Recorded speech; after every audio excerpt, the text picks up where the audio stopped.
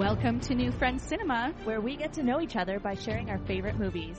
From childhood throwbacks to recent comforts, we walk through the stories together. Keep in mind this podcast contains mad spoilers, and join us at the New Friends Cinema.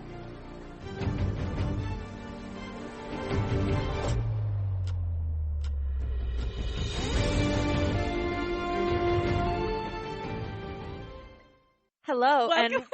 and pause. Hello. Okay. Do you want to do it? Yeah. I'll do it. Okay. Hello, and welcome back to New Friends Cinema. I'm Courtney. I'm Dakota. It's the hello that was throwing me off. It's okay. I'm very eager to be here today. I'm like, welcome back. We are so excited to be here today. We've got a little bit of ants in our pants, but I'll blame the donuts that we just consumed. The last ones. Probably forever. I confirmed while I was at the counter. I was like, "Is this the last day?" And she's like, "Probably." And I was like, "No, I need a hard black and white here. You need to tell me if this is the last one or not." And she couldn't say. Well, that's kind of exciting. That's like a season 1 cliffhanger. Oh. Will they, won't they? Will they, won't they? Yeah. Will it happen? Will it not happen? Well, I'll go next Sunday regardless. I mean, she doesn't want it to not happen. It's fucking great for her business, right? Absolutely. So they just can't find it. They'll find someone. So just for our listeners, we have a pumpkin cheesecake stuffed. I know this is what they listen for. They listen like, for the but what flavor is the donut? Donut core here for all my donutties. So, pumpkin cheesecake stuffed. Is that what they're called? Stuffed? Okay. Or like infused or injected? Fuel injected. Nitro stuffed. Pumpkin power. Nutella glaze, chai glaze, and the classic brown sugar dusting. And classic me, I got the plainest one possible. I got one of each. It's about the dough for me. It's phenomenal. It honestly brings me back to like OG Tim Horton days when the donuts were good and they were fluffy. I used to go to an acting class after school. When? In elementary school. How old were you? I went for a couple of years. Like grade 6, grade 7. How have we not talked about this? I took acting classes in grade 6. Are you serious? Yes. That is so funny. No, but this is relevant because, well, apparently for a lot of reasons, but the main reason because I would walk there and it was at my church and I would walk past the bakery and go and get my mom would give me 75 cents or whatever it was back then to get a snack at the bakery after school. And I would get they did donuts, but the cheapest one was the cinnamon twist. Oh, cinnamon twist. Holy shit. Okay, things are clicking. This is so nostalgic as well. It's like the cinnamon twist. It was like 75 cents. Shit. Inflation's and wild. I just paid $7 for a donut. And, and then I would go get jacked up on sugar and go to acting class. And so I went for a couple of years. The first year I went, Kelsey went also. Oh. And she is tall and blonde and I am short and brunette. Yeah. And we convinced some of the other kids at acting class that we were twins. Okay, you have told me this because this is the most brilliant gag I have ever heard. Yeah. Because you're convincing. And if I were to meet Kelsey, I would assume that best friend Kelsey is very convincing as well. Yes, she is. Yeah. So I am very, very unsurprised here. Yeah, so that was fun. Anyway. I was a very busy kid. Like, I was in a lot of extracurriculars, and I found out later it's because my parents didn't want me to get in trouble. So I bounce off the walls, right? So if I don't have an activity or structure. Oh, you're starting fires. Yeah, I was starting fires. And not like an arsonist kind of way, more like I want to watch it burn kind of way. So curious what you think arsonist motivations There's destruction are. there. There's destruction there. For me. Yeah, they want to watch it burn. Literally what are you talking about? Okay, fine. There were like candles involved in But mine. it's not like nefarious Thank or you. like with malintent. No. But I was in a lot of different classes. Acting class, band, voice lessons, instrument lessons. I wish I would have had voice sports. lessons. I think that would have been cool. And to be fair, I think I agree. I am over busy now as an adult because I'm replicating what I used to do. Mm-hmm. But certainly, I think I definitely would have been a stoner kid, or just like a total like making fun where I could find it, which might mean trouble. Okay. Let's just go for it, right? Like, fuck. We are so excited because when we pulled this last week, we knew it was coming. Yeah, people have been asking me, when is if this is happening? Not if, when. When? This week, from Dakota's hat, we pulled Signs. Signs everywhere with signs. Imagine if that was the theme song. That would change the tone of the movie so hard. So, 2002, Signs. 2002. M. Night Shyamalan. This is one of the best Shyamalan movies. This is when he was still kind of like a boy wonder. This is why this movie is why he kind of got to do whatever. Because there was Sixth Sense and people were like minds blown. Like blown. Huge success. Signs, fucking huge success. Huge success. And then I think The Village was next. And that for me was a little flop. Like a little flop. Yeah, like, I was into it, and then I found out what was going on. I was like, okay. I liked the twist. Really? What I didn't love was Adrian Brody. Oh God. Character. That character was a lot. Yeah. It's like leaning in hard in something you should not be leaning hard into. Yeah. I guess it was like 2004 or something or whatever. So we can say we've learned since then, but we've grown. And then what about The Happening? Okay. The Happenings, I kind of love it though. It's so, like, if you lean into how absurd this whole concept is. I tend to really like anything with Mark Wahlberg in it because he's horrible. Yeah. Like he's so horrible. Yeah. And he's the same confused idiot in everything. Every movie. What's going on? And I really enjoy that. Okay, Signs. So Signs, I cannot tell you the first time I watched it. The first time I saw it. Oh. This was when I used to babysit my brother and sister when they were little. This was my go-to babysitting rental. I used to watch. What? No, they would after they went to bed. Oh like my God. Forcing them to watch this horror movie. I didn't get Avery to watch this with me until she was like 17. Oh, no, baby it was Avery. Okay. Yeah. Okay, that clarifies a lot. So this is like after you put the kids to bed. Yeah. You have fulfilled your babysitting duties. You're just getting paid to watch a movie now at this point. I get my bag of bits and bites. Yes. Or the Chex Mix. Oh. And watch this movie. Colton and I, we met in middle school, but we didn't become friends until high school. This was really one of the first things we connected over.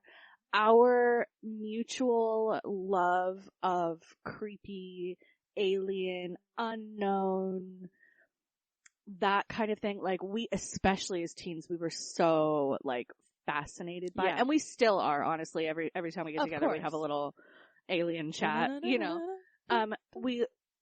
We'll like share podcasts with each other that are about things that are like it's not just aliens, but it's like a very specific like niche kind of creepy thing that we're interested in. If you're an X-Files girly, you'll know. Yeah. So and I am. Yeah, but 100%. Yeah, so that was one of the first things we really connected with. And this is a movie where I watched it this week. It still gives me the same feeling that it gave me when I was 12 years old. You know what's coming, because like we discussed, we can almost do scene word for word we could reenact it. We could reenact it. We could do a 2-man show. And yet the dread that's building in the tummy while you're watching, or like the tight chest. It's incredible. It's incredibly the acting is so good. It's something similar, completely different, but like in The Descent, what I love about it is how they don't give it away. Yeah. And they do this so successfully in this movie. They don't give it away. You don't see it until well into over an hour or more into the movie, like on the TV the first time or whatever. And even then it's like on a TV, so it's still somewhat disconnected. Yeah, exactly. And there's just some things that they build that tension, and that makes it so powerful. Yeah. I mean, it's classic M. Night too, and like, everything comes together. This is the longest script I've had in a while because there's not a single thing I can leave out. No. Right? Even every conversation is like, every single line means something. And I love that. Those movies where it's like, you really have to pay attention, and like, you could watch it over and over and be like, learn something or pick something new up every time. Absolutely. There were parts in the movie when Ty and I were watching it, and I was like reflecting on what it was like for me as a kid, and I was like, oh, that happened because of this. And he's like, I never even thought of it that way. Like, that's such a cool, there are so many subtle things here. Not only is it an alien invasion, but it is a existential understanding of faith and meaning and belief. And what a beautiful symbol to like use aliens for that. Yeah, the religion element is really interesting for me too. I really enjoy that. I'm not a religious person by any means. Yeah, nor am I. I grew up going to church every Sunday and participating in church events. At that time, church for my mom, for my family, was more about finding community than it was about finding God. And for a lot of people, that is what church is. Yeah. I mean, community. She was a single mom coming into this town with a fucking 2-year-old. And she was young and, you know. Yeah, she needed. Yeah. But even so, I remember being at church and like as a kid, I was a really good reader. And often our church would do this thing where they would be like, they would like to get different kids to read passages from the Bible. Oh my God. As like a fun little gag as part of the service. Of course. So often I would get asked to go up and read from the Bible to the church congregation. I'm painting a picture in my head.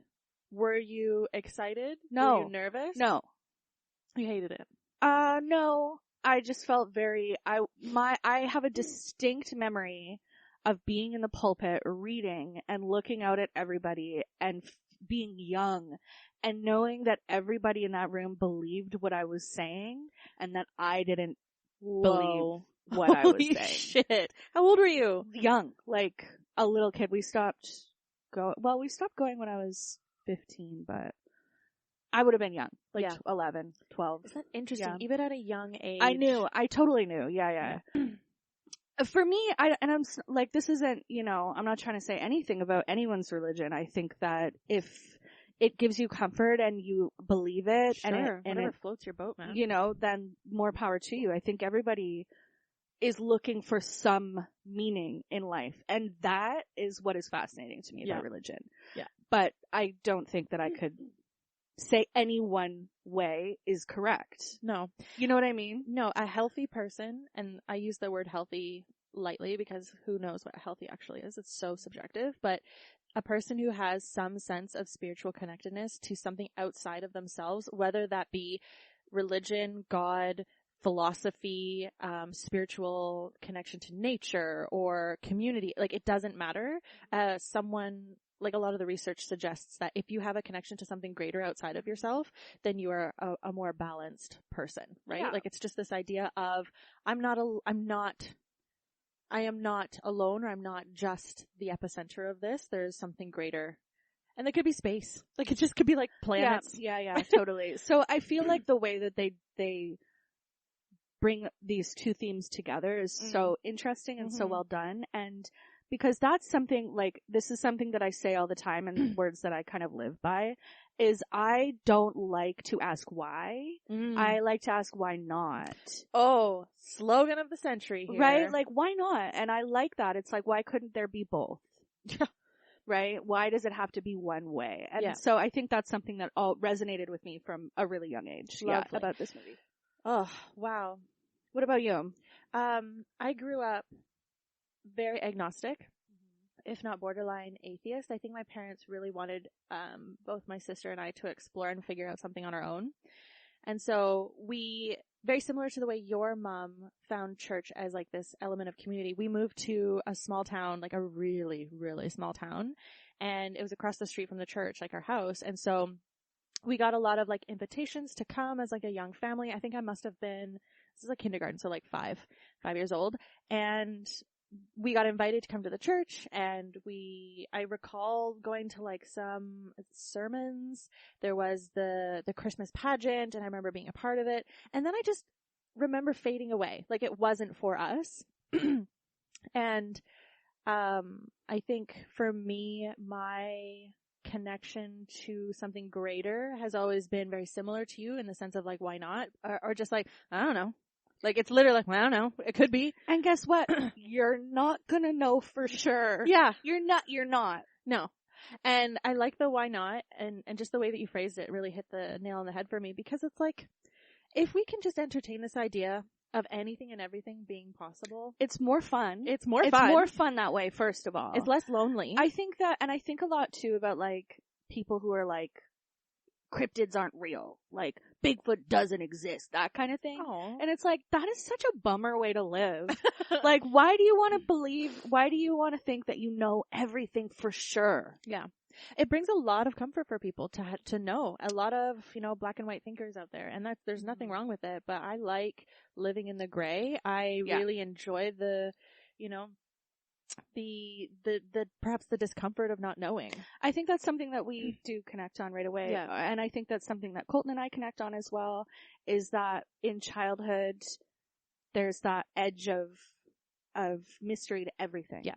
And it's harder to hold on to as an adult. Yeah. And for me, that was such an important and beautiful part of, like, being a kid. Yeah. That I try to hold on to that in any way that I can as an adult. Because it leaves room. Mm-hmm. I think this idea of faith and the main character is going to go into this in the movie here script that Dakota's going to talk about, but there's like two categories of people, and I think that's a black and white version of seeing the whole thing, which is unfair, but I do find myself sitting in that gray and not. We're like, what about the third category? Yeah, like, hello. Come on. Yeah, because he's saying there's yeses and there's no's. What about basically. I don't know. Yeah. I don't know. Yeah. Maybe. Yeah. I don't know. Whatever you want, man. Like, so true. I like not knowing. Is that okay to say? Yeah. And I've had this interesting connection with, like, death and grief and, like, figuring out what happens afterwards. And it's like, if it's nothing, that's okay. If it's something, that's also okay. Either way, not knowing is kind of part of the gig. And, like, you figuring out how to live your life while not knowing is part of the gig. Yeah. And defining what makes a good person, what's a happy person, what's a balanced person, that's up for you to decide. Mm-hmm. And a lot of people need a lot more instructions or a lot more direction to figure that out, and that's fine. I like not knowing. Mm-hmm. Yeah. It's exciting. I mean, we'll cross that bridge when we come to it, right? Eventually. And I think that's something that's very exciting and scary, too, about death, right? Is that when we finally know, like, then that it's over. Yeah. Wow. Well, this is over. This podcast is over. And we're done. Okay. Should we get into it? Yeah. I did what you did. What you do. I did what you did. Sorry, my bra strap's falling down. What? Did you get some stats? Yeah. Oh. Okay, go. Oh, but I forgot to check out the Rotten Tomatoes. How Rotten Tomato is. But, so the budget was $72 million. Really? That's some actor money. Oh, yeah, for sure. Because that set is not. No. But, okay, this is why he gets to do whatever he wants. It made $408 million international, like, all together at the box office. Oh, yeah. On a $72 million off of budget. that 6th Sense kick, people are hungry for another it's on the heels, Shyamalan twist. There's really only 4 main actors in this movie. Reverend Graham Hess is played by Mel Gibson. So, yeah. Yeah, this man, dang. Yeah. We got the tomato score. 75%. Yeah. That's not rotten at all. That's not rotten at all. That's, borderline fresh. Yeah. Borderline fresh. Mel Gibson, is an awful person. Yeah. What I understand. It's gonna be a no from me on Mel Gibson. Unfortunately, he's in this movie, and this movie's fucking great. And he does a great job. And he does a really good job. So, just know, we're not pro Mel We Gibson. are not, but yeah. Graham Hess? Sure. Absolutely. Meryl Hess, Joaquin Phoenix. Baby. He is a baby in this movie. Holy shit. I'm older than him now. Joaquin Phoenix in this movie was one of my first crushes. Like, one of my first, oh my god, Meryl was very cute. Very caring. Very caring, very cute. A bit of a jock. Not a whole lot going on up there. I liked it. I liked it. Yeah. I'm dying. Bo Hess, baby Abigail Breslin. Talk about baby. Holy my fuck. God.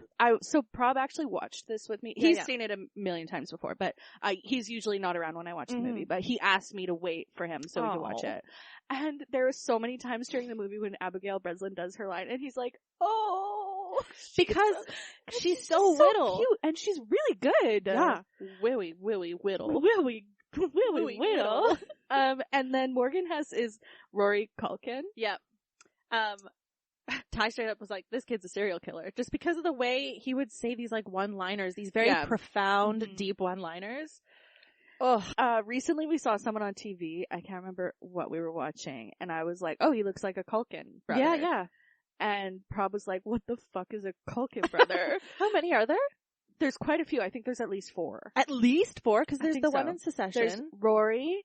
There's Macaulay, obviously. Yeah. And Kieran. Those are the 3. Oh, I was mixing up Kieran and Rory. Okay. Yeah. They're very... I love Kieran Culkin. He's in Scott Pilgrim, right? Yeah. Yeah. Okay. Yeah. Anyway, so there's something funny to me about like a Culkin brother. A Culkin. Yeah, I don't know. Culkin. It's like, the Hemsworth brothers or the Swedes. What are they? Yeah. The Skarsgårds. Skarsgård brothers. Yeah. They come in packages of like 3 and 4. Yeah. Like... Also, I love seeing Macaulay. No, it's Macaulay. Macaulay. I love seeing him live his best life with Brenda Song. Oh my God. They're so happy and healthy. And like barely online. And I was really worried for him for a while there. Of course. Because like, child star. Like of all the child stars too, he was like, but I don't know. Anyway, makes me happy. So budget, we said, Rotten Tomato, we said, are you ready? Yes. Okay. Let's see how I did on this. You're doing great, sweetie. I have not even started. Eyes on grandma. Eyes on grandma. Up here. Down here. Down here. Okay, the movie opens. It's early morning at the Hess house. This is a very cute, large farmhouse. Yes. With huge. It's gonna be huge. Cornfields. Huge cornfields. Mel Gibson snaps awake. Yes. He listens outside his kids' bedrooms. He doesn't hear anything. And then he hears a scream from outside when he's brushing his teeth. It's terrifying thing to hear. Because you're in the middle of nowhere. Like, this is middle America, cornfield central. Your neighbor is maybe a couple kilometers away. Mm-hmm. And you hear your child screaming in the cornfield? Yeah. And it's not a fun scream. No. There's a difference. Blood-curdling scream. So, his brother, Merrill, lives above the barn or garage. Yeah. He hears the scream too. He snaps awake. Mm-hmm. They both run out into the yard. The kids are calling from the cornfield. They run through the field. I wrote long corn shot. Oh, God. Which is, cause there's like, so the cornfield it's like, they go through and then there's like a long strip. Yeah, like a row. Like a row where they can like walk and stuff. Yeah, yeah. And then there's more corn. Yeah. So we're in this strip like quite a few times. Strip of corn. Strip of no corn. Strip of no corn. It's like sea of no cares. God, Jesus Christ, what are these notes? I said long corn shot, little girl walking across. Forget that. They reach. Oh, I see what you were saying. It's the long shot. Yeah, long and corn then you shot. see Bo walking across. Yeah. Yeah. So they reach Bo. And she asks them if they're in her dream too. Oh. And Dad's just like, this is not a dream. What are you talking about? Yeah. So they find Morgan and he's just standing there staring. Yep. And he's like, the dogs are barking. I think God did it. Oh. And his dad's like staring at him. He's like, what? Which is like so classic for men in movies. How they're like, they're in a room with something right in front of them that's going on and they're like, what's going on? 2 inches away from your face. Yeah. Like, sir, turn around. Yeah. So he like turns his dad's head. Like just look in the direction I'm looking. Yeah. Right. And for the record, like Shyamalan shots are very tight to the face. Yeah. Like really close to, very atmospheric, really tight to the face, Dakota. Shyamalan shots. Tight to the face. Tight to the face. But money shots, you might say. A money shot, by any other name. So we really get to see the confusion on everybody's face. Yeah. And this is something that will be, like, we're getting tight shots all movie long. Yeah. So Graham steps onto this circle of corn that's laying down. Yeah. Like a big circle. Huge. The camera pans up. And this is something too about this movie. It's like, it's not doing found footage, no. but it feels real. Like, yeah. It's kind of shaky as it pans up a little bit, you know, yeah. It's not like perfect that drone. 2002 drone. Yeah, but it's like, it gives it this feeling of realness. Yes. As opposed absolutely. to if it was super smooth. Yeah. Makes it feel less like a movie. Absolutely. You know? It is us as the, fourth character or fifth character seeing, holy shit, the scale of this imprint. Yeah. So is nuts. It's a huge crop circle. They're in one big circle, but there's like 4 with like lines and shit all over. And the dogs are just ripping around in this circle, freaking the fuck out. Yeah. So then at the bottom of the screen it says we're in Bucks County, Pennsylvania, 45 minutes outside of Philadelphia. So Graham is on the phone with a neighbor, and he's saying that the situation was really strange, and that if he just knew that it was Lionel and the Wolfington brothers, the local roustabouts, then it would just settle him down. He's like, I'm not like, I just need, if I knew it was them, then it's fine. I'm not going to do anything. Black and white people, right? If I knew, I'd be fine. Yeah, yeah. And the guy he's on the phone with, I think, is like Lionel's dad. Yeah. And so he's like, no, it wasn't. It wasn't that Lionel was doing something. Right. So when he gets off the phone, the kids are standing in the kitchen with one of the dogs. The dog's laying down, and the dog has peed. So the kids are like, Houdini's sick. Oh. I know. These poor fucking dogs. Did you catch this early on where the grandma's like, we'll call the doctor. The doctor will know what to do. Yes. And then they're like, well, why don't, at first when we're watching this, we're like, why don't you just call the vet? But you don't call the vet. Well, the kid asked that too. Yeah. And he just didn't respond. Yes. But there's something about the vet not being welcome or not turning to the vet in this moment. Little things in this movie. And some things I left out like that. Yeah. But hoping that you would, because as I was like, there's no fucking She'll way. get it. Yeah, she'll pick it up. So he cleans up the dog's piss, and then he comes around the corner, and the police officer is standing there. In his house. It's like, it kind of just shows it's like, small town. Small community. Yeah. She's also not being like, I'm the cop. She's like, listen, but like, they're very casual. The little kid is grilling. Yeah, very Morgan is grilling. Hyper independent children.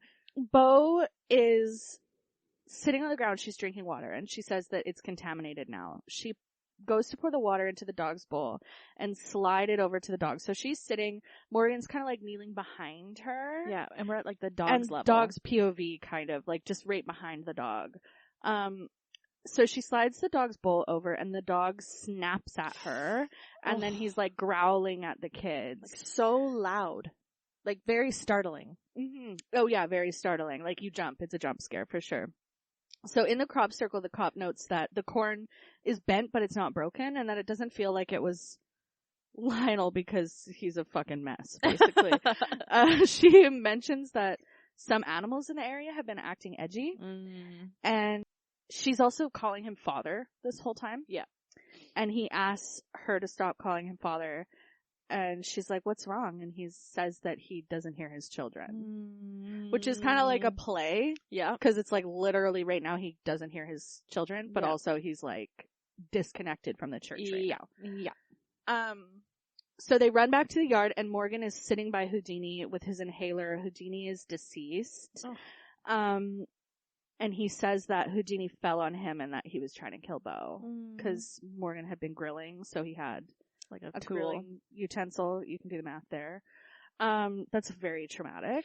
Very sad. And it's just so upsetting because from what we understand, these dogs are acting very similar to all the other animals in the area. Like, it happens so quick and you do what you need to do to like protect yourself, but the aftermath of him like reckoning with having to do that well, was also awful. Bo is so small, like that dog could easily kill Bo. Oh, like, easily. If it's acting crazy, you know? So, yeah, he did what he had to do. But it's also like, something I want to say, like, the vibe of this house is like, off. And it's, again, like, you said the kids are hyper independent. Well, they have to be. Yep. They have to be, right? Yep. They have each other. Morgan is protective of Bo and looks out for Bo and takes care of Bo. Yeah. But Morgan himself is like 8. Maybe. Like, I think he's 8 or 10. Yeah. Between that. Meryl comes out of the house and Graham is like, what the fuck? Where were you? Meryl was just inside for probably 5 minutes or something, grabbing something for the grill. Which is like, you're not totally normal. Yeah. And Bo's like, Houdini's sick. Oh. So sad. And then, he goes to tie the other dog up, Isabel. Yeah.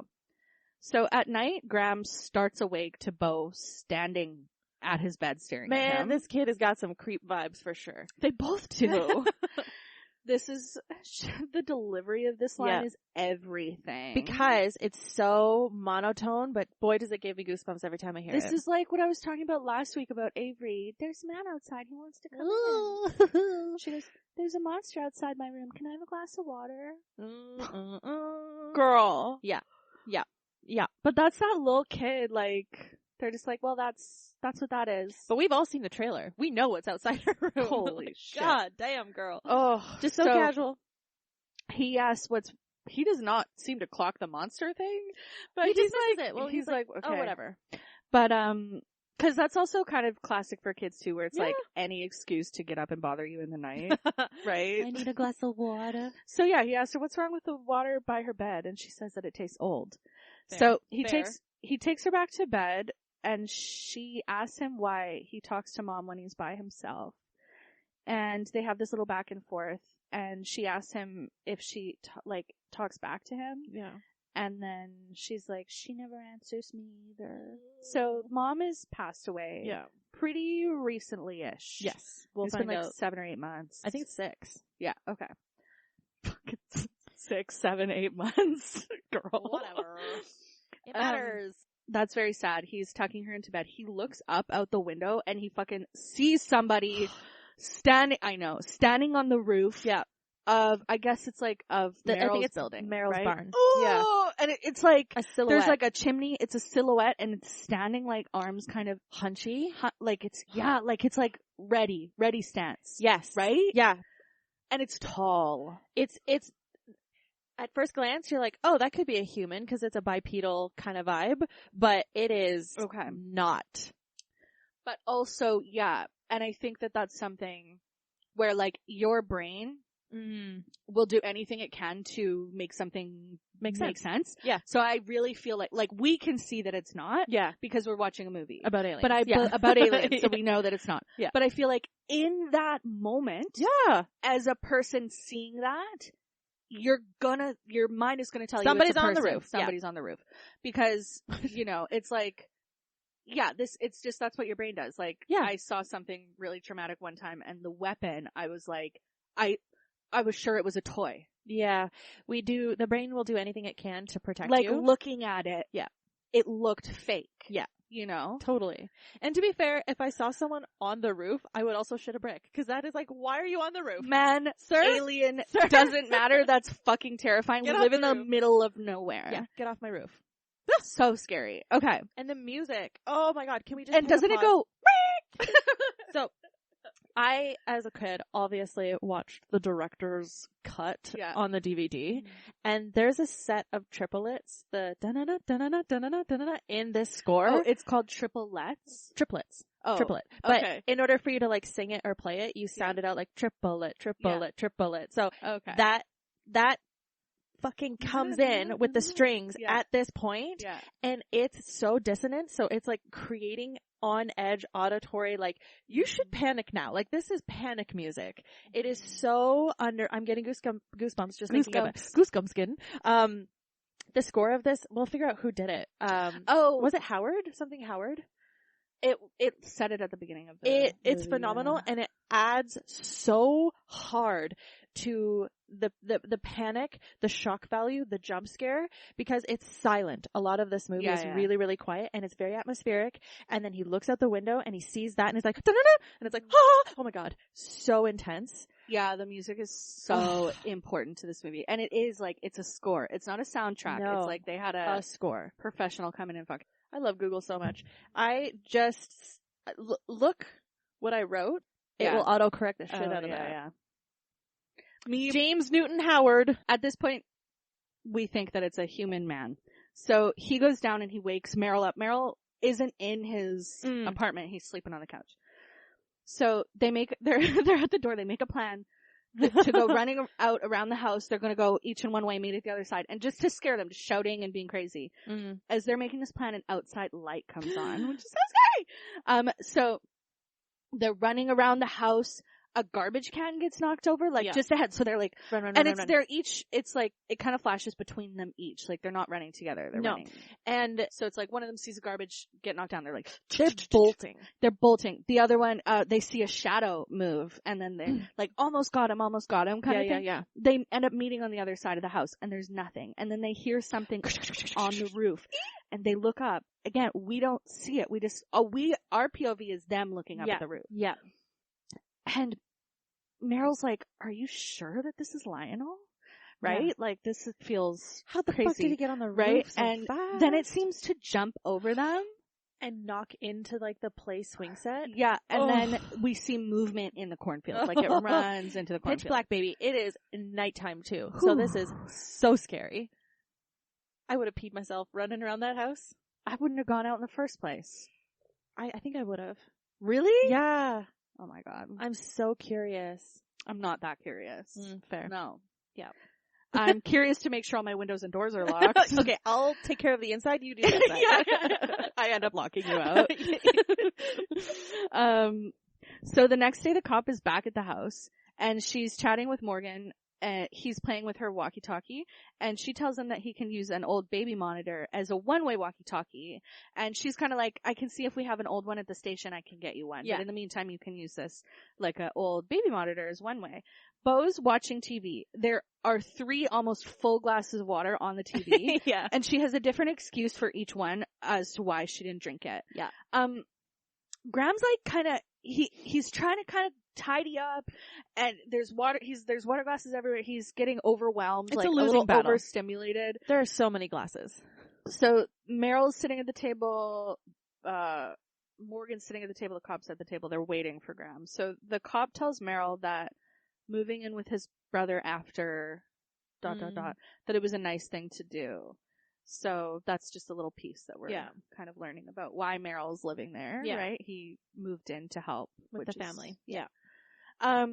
Graham joins them at the table to talk about the previous night, and he can't give her details. No. Like, she's asking, and he's what like... What did they look like? Can't really say, right? Like, we were there, and we really don't have much information. Yeah. There was a tall person. Mm-hmm. It was dark. Fast. So, she kind of gets on this soapbox about like women's Olympians or whatever. And maybe for the time, I don't know. It was just kind of dumb. Like, just because something actually happened, right? Like, this is the thing. We're not, cause the guys are basically saying like, this guy was, and she's like, well, if you don't have any information, how do you know it was a woman? There are women Olympians that can jump 10 feet high or whatever. And and it's kind of like, okay, yes, women can do everything that men can do, but like, what is necessary? This accomplishing, right? Yeah, is this necessary? And then she mentions that she kind of pulls back, and she says that she's saying this because a woman came into town and she like scared some townspeople. No one's seen her since, so maybe it was her. But it's kind of like, is that why? I don't know. It just didn't. I get perhaps what the script was attempting to do here, but it didn't really add to anything. Also, I think the line excluding that this could be a Scandinavian female high jumper Olympian. Yeah. We could not tell what was going on. Yeah. And then Meryl's just like, I'm pretty athletic. Yeah. I'm pretty fast. Yeah. I was running as fast as I could, and this person was toying with us. Yeah. That's what I'm trying to say. Yeah. Not, so That's terrifying. Bo comes in and asks for the remote, and then she goes away. And the cop asks if anyone might have a grudge against them, and then Meryl says that I'm pretty strong, I'm pretty fast, whatever. And then Bo comes back in and she's like, the same show's on every station. Oh my goodness. Like, what? Not good. So the TV's showing that there are crop circles showing up everywhere. All over the world. Everywhere. And this is something that I always found really funny. The line that it's like a scientist, like expert talking on the TV basically and like showing images of crop circles and then this expert's talking. But his line is, either it's the greatest hoax of all time or basically it's for real. And I even, like, from the first time I saw that, I always thought that is so cheesy. Yeah, like, it's so not your funny. source, sir. Or basically, it's for real. For it's realsies, you all. The scientist, yeah, the lead scientist. Y'all need to freak out because this could be real. Yeah, so Morgan puffs on his inhaler. As she's leaving, the cop says that a couple of guys she was looking into it. A couple guys could make the design in the field in a few hours, but there's so many. Like, how could this many people be in on it? And, like, Facebook didn't even really exist at this time, so how were people communicating? Like, we were thinking about it when I was watching it, because it's like, people can organize. People have phones. People could be like, okay, tonight's the night. We do this massive global thing. But it's also, that's pretty impossible given the scale. Like, well, also just given the nature of people. Yeah. The disorganized nature of people. Not just the disorganized, but that people are bad at keeping secrets. They are. Like, people, the more people that know a secret, the more that people know a secret. Of course. You know what I mean? Yes. Like, there's no way that you have that many people involved that it doesn't come out. And you know that if this was happening in, like, 2024, a TikTok of someone dancing on the bent corn stalks is happening right now. Doing the corn, like, wave. The corn wave. Like, yeah. People can't, I appreciate that. People can't keep a secret to save their life. Was there ever any crop circles in your town? We had a lot of corn. No, not that I can recall. Were there? Mm-hmm. Yeah, there were a couple. That's wild. See, I have an alien story that I will share at another time, perhaps maybe later on. Yeah. But there were certain areas that had more sightings and they were by water. They were by the water. Yeah, the big lake. Yeah, but we can get into it later. Yeah. Okay. Which kind of blows the water theory out. I know, it's opposite. Like, yeah, they love water. Yeah. They love water. They love water. Yeah. H2. Oh no. That's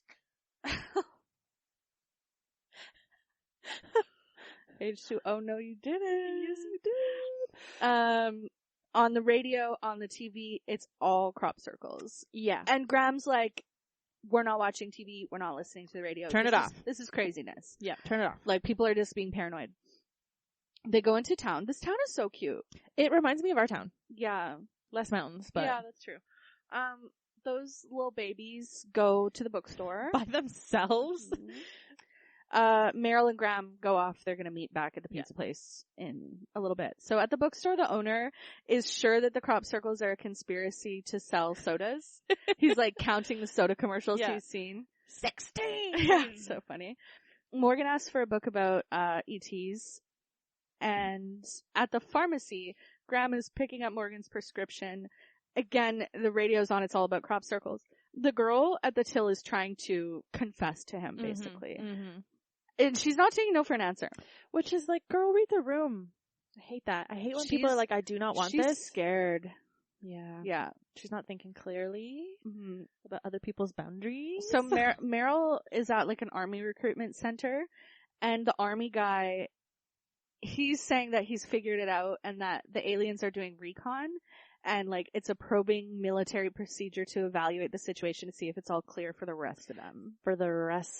And this guy is what? Fucking creepy. Oh, yeah. Ugh. So, here is where we find out that Meryl was a record-setting baseball guy.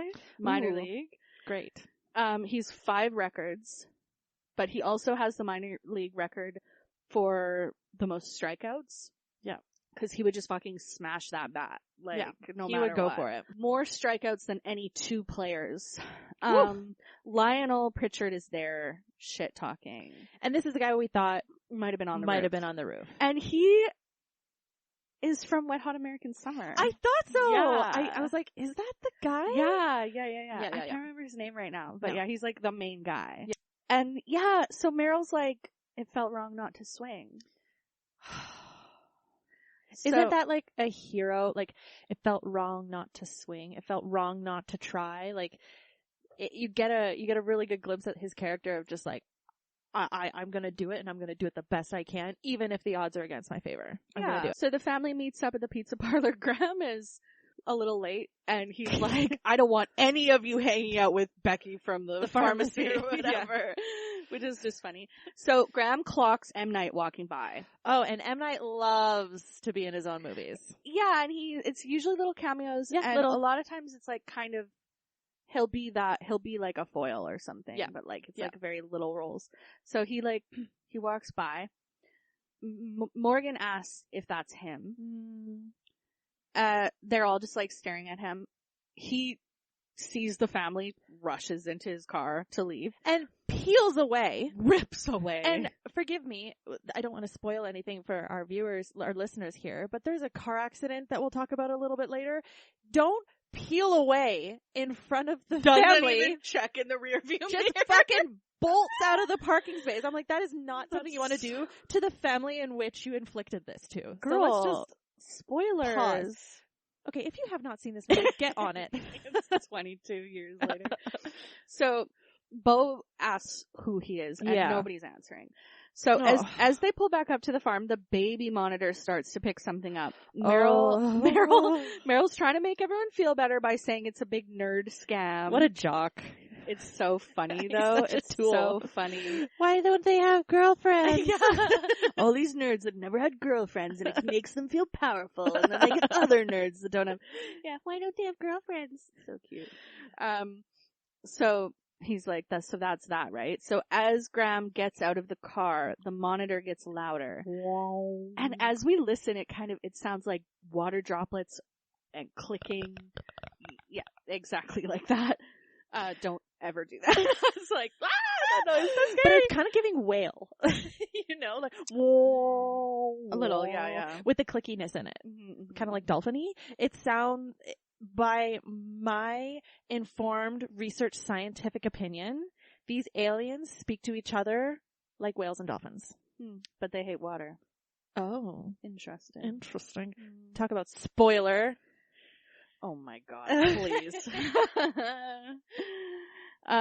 So Meryl, like, Graham had taken the monitor, and then Meryl asked to see the monitor, and so as Graham passes it to Meryl above the car, they make contact. Their hands touch above the car, and the signal gets louder. Now even Meryl is like, we can't lose the signal. Don't lose the signal. Yeah, which is just I like this, the timing, you know. So Morgan climbs up onto the car. They all climb on the car to get to the monitor as high as they can. They're like holding each other in a row, and we can hear two talking to each other, and then the signal just cuts. And you might be able to say, oh, you're picking up some frequencies here and there, but the back and forth of these noises, and then all of a sudden, like, clearly we were interrupting a transmission. Like, they were chit-chatting to each other. What were they saying? Like, oh, I found a really nice place over here. Let's invade over here. No, man, I don't think I'm going to be able to get drinks on Friday. Cindy is pissed. Yeah, I got to spend time with her. Don't forget to pick up the bread on the way home. Yeah. That's literally. So at night, Graham brings Isabel her food, and she's going fucking buck wild. Yeah. Barking at the corn. And she tries to attack Graham. Yeah. Graham grabs a flashlight, heads into the corn. In the corn. Yeah. He hears something. He whips around. Yeah. We don't see anything. No. And it's like, we're whipping around. We have the light of the flashlight, the circle of light. Oh yeah, like the cone of light. The cone of light, yeah. The beam of light. So he keeps moving through the corn. He's standing on the edge of the circle, and he's screaming into the corn that they're wasting their time doing this. They're not going to get famous. I'm not reporting it, which you already reported it, but okay. Whatever. As he's heading back to the house, he hears a noise, whips around, drops the flashlight. Now he's down there, he's banging on the flashlight, trying to get it back on. Making it work. The tension is building. The flashlight turns back on. He gets up, picks it up, and he shines it, the long corn shot, and we see this long-ass fucking gray leg that's sticking out of the corn. Looks like a stalk of corn, but then when it moves... And it moves into the corn. Oh, golly. He starts booking it out of there. My so God. It's very funny, though, like, when he gets back to the house, he's like, he's so shook, like, just, and, like, the kids are doing dishes. Meryl's, like, reading or watching TV or something. Yeah. Like, just chilling. And he's just silently comes in and, like, sits down. At and the table? Like, holy fuck. So he's like, okay, we're gonna turn the TV on now. He's like, I saw something. This is I need real. to see what's going on in the news. On TV, it's showing a bunch of UFOs hanging above Mexico City. Yeah, things have escalated. Mm-hmm. Not just the circles. We're seeing it. Late in the night, they've watched TV all night. The kids are sleeping. The guys are sitting there on the couch. Meryl and Graham are talking. Meryl asks Graham if he thinks it could be the end of the world. Ugh. And Graham's like, yeah, maybe, and Meryl's like, ask him to at least just pretend to be how he used to be for comfort. Right. Cause Graham is like jaded. So jaded. He's just like, whatever. Yeah. At this point. And it's affecting the kids. It's affecting everybody. Yeah, they're a little weird now. Yeah. So Graham says people break down into two groups. The first group thinks that it's a sign that someone's watching out for them. And the second group are people that think there's nothing more than luck and that no matter what, they're on their own. And the third group, I don't know. maybe. We'll find out. He tells Meryl he has to ask himself what kind of person he is. What category are you? Is it possible that there are no coincidences? Meryl tells a hilarious story about when he was young at a party and he was going to kiss a girl, but he took his gum out first, and as he took his gum out, she puked all over herself. Yeah, dodged a bullet. And he's like, I knew it was a miracle. I am category whatever. Because I could have been scarred for life. Yeah. That would have been traumatizing. And so I'm a category 1 guy. It's a miracle. It's a miracle. Graham's like, there you go. That's great. Yeah. So he asks Graham which type he is, and Graham asks him if he feels comforted, and he says that he does. Then he says, then Graham's like, then why does it matter what group I'm in if you feel comforted, right? Yeah. This man is broken. And in terms of like, you and I would be like, whatever category floats your boat, whatever. But for him to have been, a man of faith to this level of jaded, like, I do not believe in anything. It's a pretty alarming thing for Meryl to bear witness his brother kind of go through this. Yeah, because like he came in to help, right? And to be there for the family, and he's seeing the destruction that this loss has wrought in this family, and the kids are suffering. Yeah. The kids are suffering. They lost their mother and they lost their father. Yeah, at this point. At this moment, right? And Meryl's like, I think there's a piece too where it's like, in this moment, it's for Meryl's comfort. Yeah. But I think what he's asking is for the kids. For the kids. You know what I mean? Yeah. 6 months is a very short time after a loss. Your life is still very fucked up after that. But when there are kids involved, there's just a certain level of, pulling your shit together that's kind of required. And you go through your loss, absolutely. But the kids are not okay. Graham tells Meryl that he never told him Colleen, that's the name of his wife, that her last words before they let her die. She said, see? And then she said, swing away. He says that she said that because the nerve endings in her brain were firing when she died and a random memory popped in her head and no one is looking out for them and they're all on their own. Holy shit. So we flash back to the night that Colleen passed away. Graham pulls up to an accident scene. He's wearing priest gear. The cop is dewy-eyed. She tells him Ray fell asleep at the wheel. She tells him Colleen isn't in an ambulance. Yeah. The next morning, Graham wakes up on the couch. An extension cord is running across the room. He follows it down the hall to a closet where Meryl is holed up watching TV. He's like, the kids were too dialed in. This is to protect them. Yeah. They should be playing Furry Rabbit or something like. I am Meryl. I am in the closet 24/7 CNN on the TV, taking it all in. He is in the zone with this. He tells him the schools are closed. he says the crop circles could be landmarks for navigation. Dun, dun, dun. Graham finds the kids sitting on the bed with tinfoil hats on, reading the UFO book. Morgan tells him that the scientist, Dr. Bimbu. Well, don't they kind of make fun of the name? He does. Yeah. He does. Like, he's like, oh, the scientist. Yeah. Right? And Morgan's like, take this seriously. This is serious. With the tinfoil hat. It was brilliant. It's so good. This is serious. Scientists that have been persecuted for their beliefs. Anyway, so Morgan tells him that the scientists who wrote the book think either the aliens are seeking knowledge or that they're hostile and looking for resources. Graham's flipping through the book and comes to a page with a drawing of a house being burned by UFO lasers that looks exactly like their house. This is quite shocking too. Well, there's like 3 bodies on the ground outside, like 2 kids and a dad. Like, that is so alarming. 3 bodies in the picture on the lawn, 2 little ones and 1 big one. Yeah, Meryl got away. The phone rings and scares all of them. It's Ray on the phone, M. Night. All he says is father, and then the line goes dead. Father. Are you okay? Bo tells Morgan that she's having a bad feeling and that she doesn't want him to die. Graham gets to Ray's house. The house seems empty. He's looking around through the windows. It looks like there was a struggle inside. And Ray's like behind him in his car in the driveway. I'm like, how did he get in, like, past Ray? Right? Like, it's so weird. Yeah. Anyway. And Ray is the vet in town. So this is his, like, at-home business as well, right? I don't know where he works out of. It looked like it was like veterinarian service. And then there was like the personal entrance to his home. And then there was like the professional entrance around the side. Okay. Yeah. Little details are important. I don't know. I didn't notice. Anyway, so he's there. He goes over to the car. His car is packed with stuff. There's blood on his shirt. He says that he wrote his number down to call him and it's just been sitting there for 6 months. He says, when I knew it was inside the house, I couldn't think of any other number to call. I panicked. Like, he says that he worked really long that night and he'd never fallen asleep driving before or since.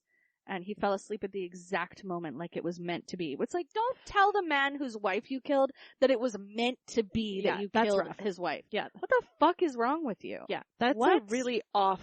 That's for you to talk about in therapy, bro. Yeah. Like, Jesus Christ. I meant to kill her. It's like, no, let's not bring that up. He starts the car. He says he's going to the lake because none of the places with crop circles are near water. Graham asks him if he saw something, and Ray says he knows he made him question his faith and that he's really sorry, and that he locked one in his pantry. Just casually being like, I knew it was in the house. I locked one in the pantry. Bye. He's also in shock. So he's sitting at the front of his wheel, kind of having this mini confession about that night and not knowing how to confront, and share his remorse. The number was there because he was gonna call him and he never did. He was panicking in this moment after he calls him, he hangs up.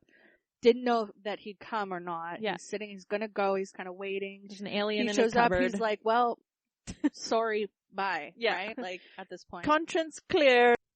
Back in the closet, Meryl wakes up. On the TV, it says that this video was taken at a kid's birthday party in Brazil. It's behind. As far as we know, this is real. This is not, hasn't been doctored.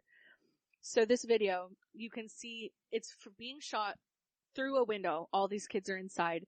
You can see that the birthday party was outside. So outside there's like a cake on the table. There's decorations and stuff.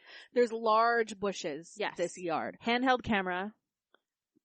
Someone camcorder, like they were videotaping their kid's birthday. Yeah. So all these little kids, they're like 6, they're like, Vámonos, like, it's behind. I know, it's behind, yeah. Anyway, and so they run to another window, the camera comes, Meryl's watching it, and he's saying, Vámonos, children, move! Because they're kind of in the way in this camera. And so then the camera is showing, it's like, this is like the back door to the house, the pathway running next to the garage. Yeah. Bushes. Then it's the alleyway and there's bushes. So there's bushes on one side, a space, and the garage. And it's just showing that shot. We're staring at it. And I mean, if you've seen it a million times like we have, you can see the alien before it moves. But you do not see it at the first time seeing this. Oh, the first time, no, you don't, and it's shocking. It's and perfectly then, again, camouflaged. it's like the music is like, boom. Yeah, and so this thing just like slowly struts out. Like Sasquatch style, just like, I literally wrote down Patterson-Gimlin style, that's the name of that footage. Yeah. The Patterson-Gimlin film. So yeah, it's like, arm like, whoop, and it's looking right, and totally and the news like pauses it right at that moment. With like arms outstretched, mid-walking, like doofy look on its face. But, and also though, we're also seeing like Meryl is like dialed so close. and he sees it and he fucking jumps back. Yeah. Like falls into the coats and stuff. We are all Meryl. Like this is very alarming. Oh boy. Yeah. So Graham is in Ray's kitchen. Yeah. There's a table and chair wedged against the pantry door. There's a shadow moving behind the door. He says hello and the shadow stops moving.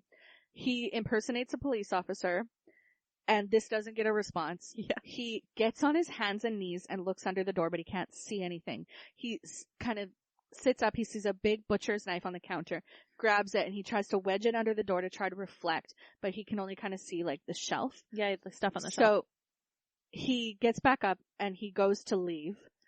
He stops as he almost leaves, and then he kind of, with determination, goes back over, grabs the knife, wedges it back down under the door again, and a hand reaches out from under the door. Oh man. He bangs his head, grabs the knife, and chops the end of 2 or 3 fingers off. A bunch of birds fly and away. The being screams. Yeah, they both scream. Yeah. In unison they scream. I wrote he and it scream.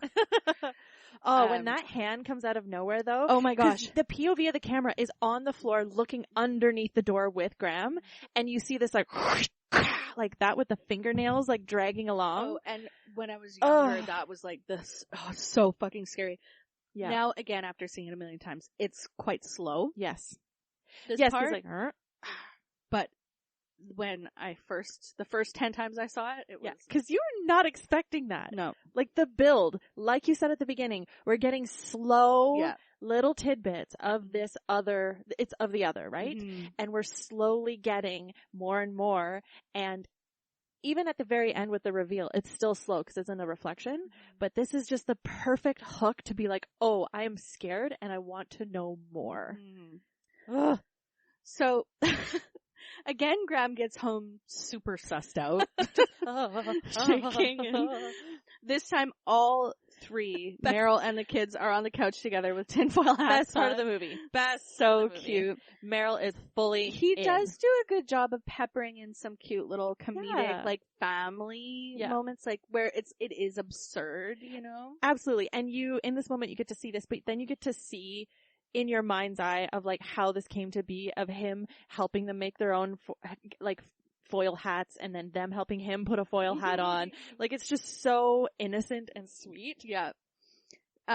So Meryl tells him their skin changes color. That's why they couldn't see it the other night. Graham asked Morgan if the book mentioned what would happen if the aliens were hostile. Morgan says that they would likely use ground tactics so that we didn't nuke the planet. Right. And hand to hand. Either we would win and they would leave for a while, or they would win. Graham says that he heard a theory that they don't like places near water, and Morgan says that it sounds made up. Everything's made up, Morgan. Tells them he saw one at Ray's house and that he felt like it wanted to harm him. Mm-hmm. And so they can head to the lake or they can wait it out at home. They put it to a vote and end up deciding to stay home. What would you do? Because there's comfort in your home, right? Yeah. There's comfort in home. It's hard because it's like, I know going and sitting in a lake for a while is a good call. Just floating down a river would be the right thing to do. Yeah. But I think I would probably stay home. There's this sense of like, protection in the familiar, right? Like if you could board up this place, you know every nook and cranny. Oh, I'm going into the basement. Our basement is fucking concrete, like reinforced. Like, right. There's only one way in, one way out. Like, that's where I'm going for sure. Yeah. No water down there though. At night, they're boarding up the house. The news says that there are lights over 274 cities, expecting it to be 400 within an hour. Exponential, an hour or whatever. Like absolutely bonkers. It's blowing up. They're appearing within within a mile of crop signs.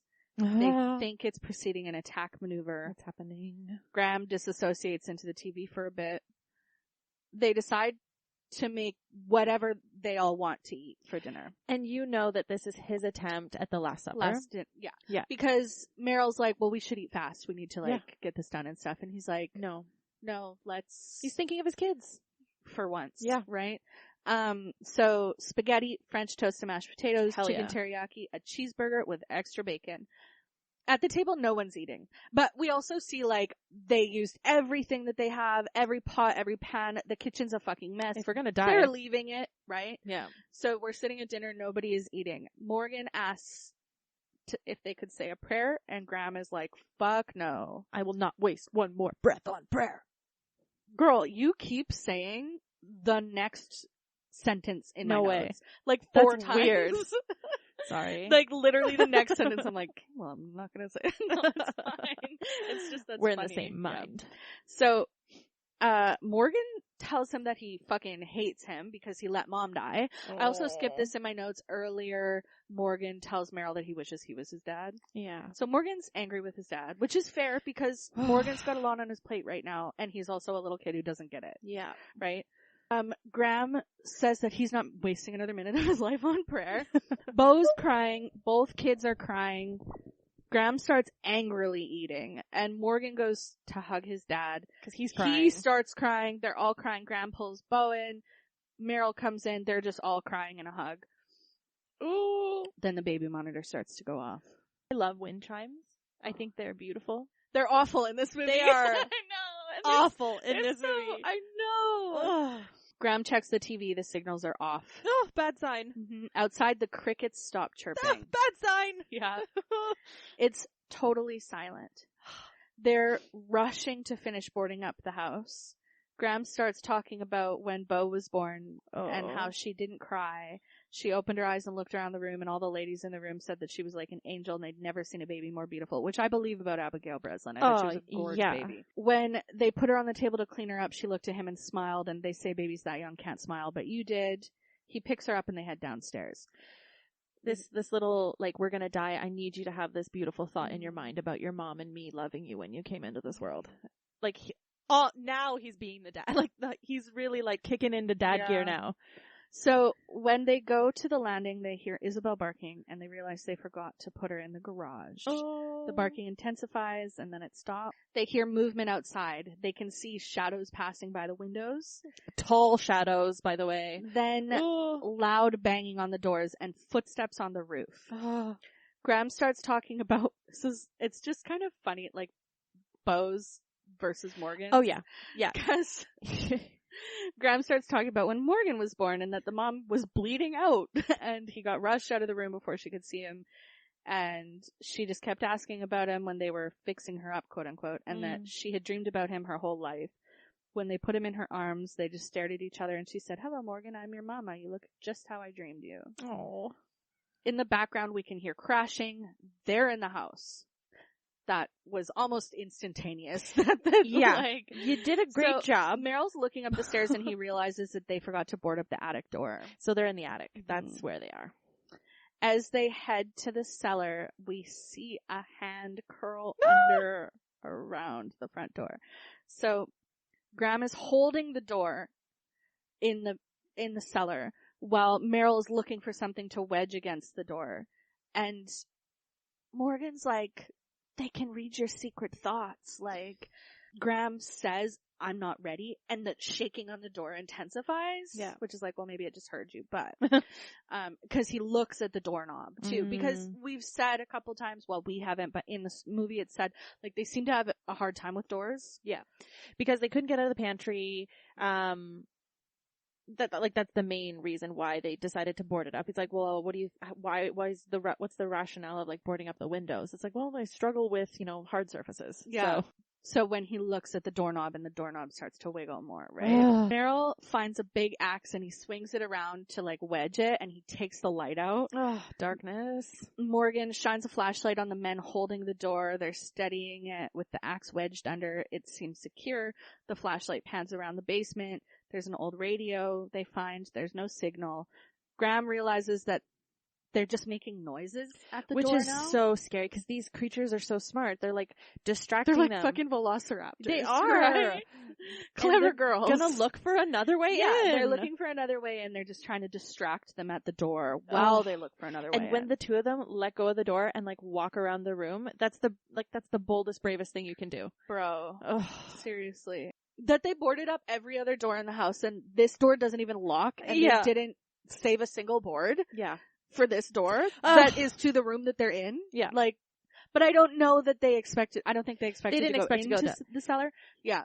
They thought they were going to be fine in the living room and just wait it there, out. But slumber party. Anyway, so Graham remembers that there's a coal chute in the basement, so they have to find it and cover it up before the aliens find it. Yeah. They're closing in on it from each side. They feel a draft. In the darkness. Like, in the darkness, shining like their lights there, whatever.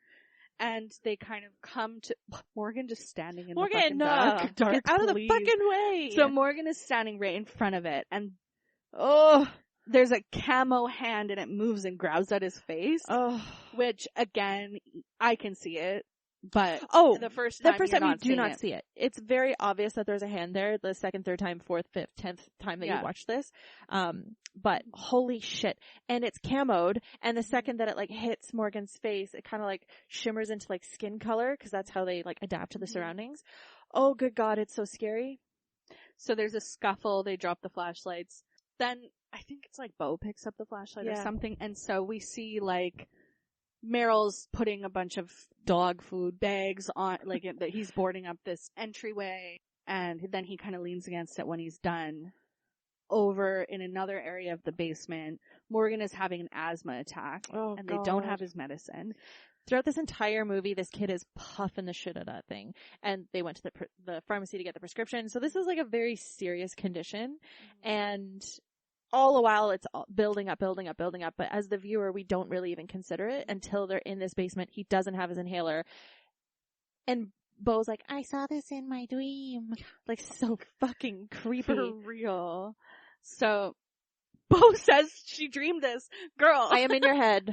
I am in your head. I am in your notes. Morgan is in Graham's lap, and Graham is trying to calm his breathing.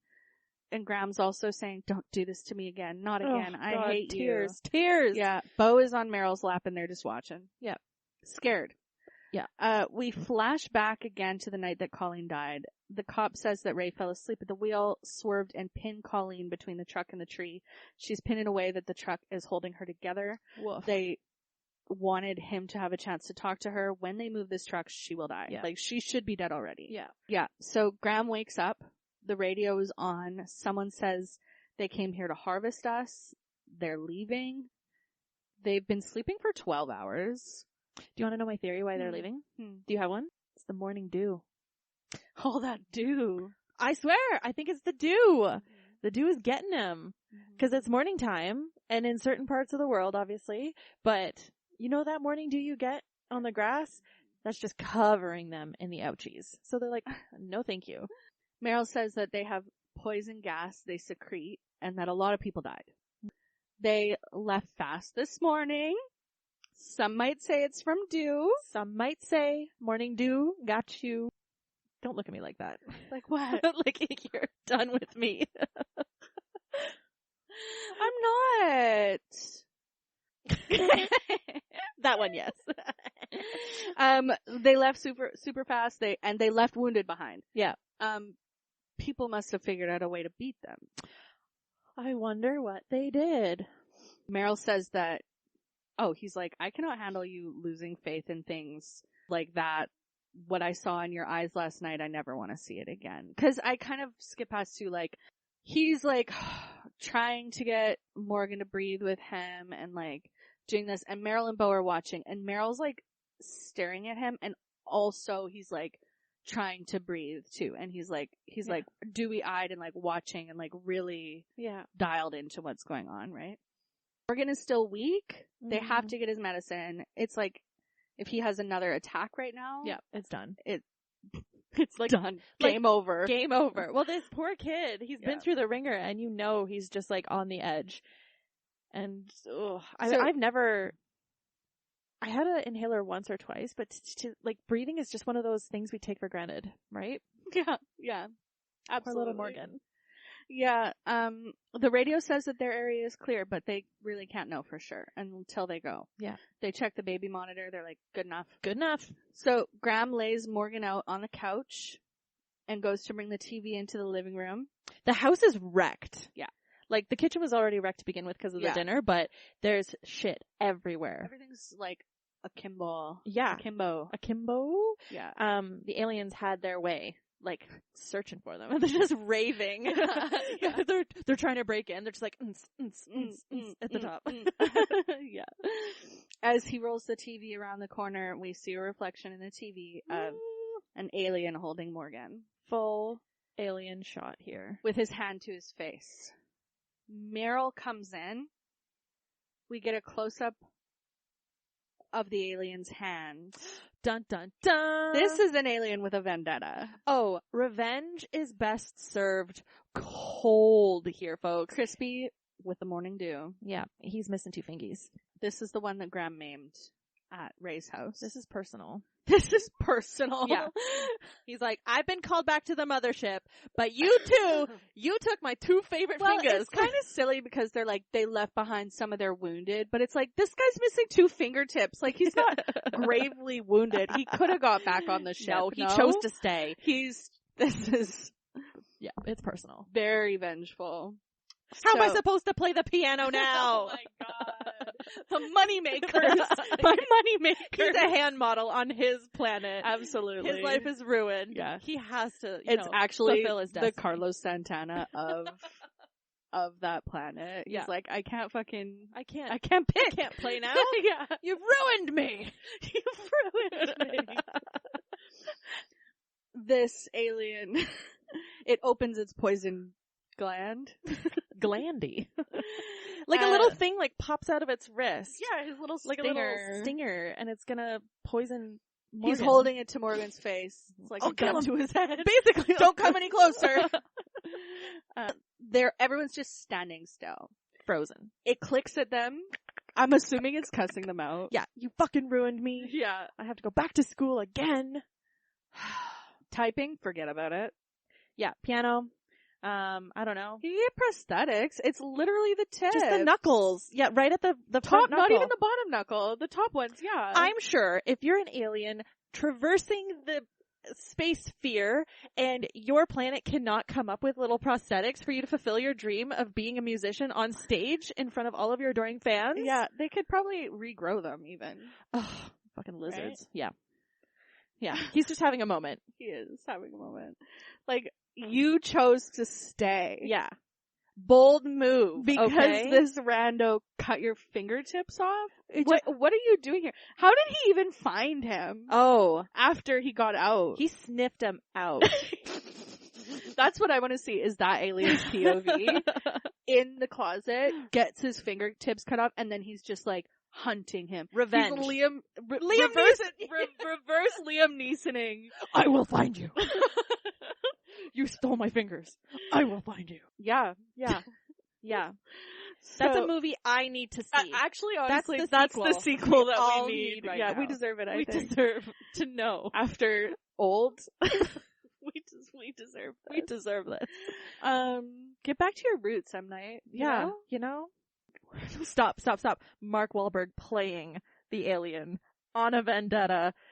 We see him leaving his planet for the first time. Ooh. I've got to go out. I've got to venture off. It's my duty. I want to see this, like, good guy to bad guy. Oh, revenge. It destroys you. It does destroy you. And the family are the villains. Yes. Yes. Yeah. He's an ingenue. You know. But he's got to do his service. Like, that's part of the planet. It's part of your duty. It's like Switzerland, right? You gotta go. You have to serve time in the military, but then you know. And then you serve it and you're done and you can pursue your dreams. Yeah. All he wanted to do was play on that main stage with his adoring fans, and now, Mark Wahlberg as the alien. Yeah. This is what became of him. Yeah. Harvey Dent style. Oh god. He's Harvey Dent. He's Liam Neeson. He's Mark Wahlberg. He is the moment, really. But just that Harvey Dent line of like, what is it? You either die the good guy or live long enough to see yourself become a villain. Fucking Two-Face. Yeah. I feel like this is what we deserve. in 2024. I think I'm gonna dream this movie tonight. Yeah. Holy fuck. Okay, we're where also were we? like really fucking bearing the lead here. Okay. This is the climax of the whole movie. And we've right? turned it like, into something else. It hasn't even, it's like right now everything's about to come together and they're like, Mark Wahlberg, missing fingers, young ingenue. Your precious little ingenue. He's got the little stinger out, or like his little gassy gland. He's cussing them out in Alien. Graham, flashback. Back to that fateful night. Yes. His wife is like laying on top of the truck. I don't need you to act it out for me. So sorry. She's on the hood of the car.